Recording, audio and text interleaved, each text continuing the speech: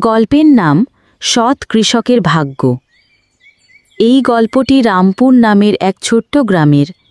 রামপুর গ্রামের লোকেরা খুব সাধারণ জীবনযাপন করত। এই গ্রামেই মোহন নামের এক সৎ এবং পরিশ্রমী কৃষক বাস করত। কিন্তু তার ভাগ্য এতটাই খারাপ ছিল যে সে সব সময় নিজের ভাগ্যকে দোষারোপ করত। কঠোর পরিশ্রম করার পরেও তার ফসল হয় অতিবৃষ্টিতে, না হয় অনাবৃষ্টিতে নষ্ট হয়ে যেত। একদিন মোহন খুব সকালে তার জমিতে কাজ করতে গেল। কাজ করতে করতে দুপুর হয়ে গেল, কিন্তু সে সময়ের খেয়ালই রাখেনি।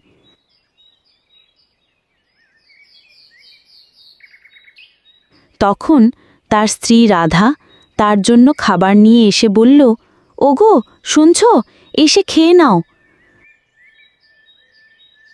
মোহন তার স্ত্রীর সাথে একটি গাছের নিচে বসে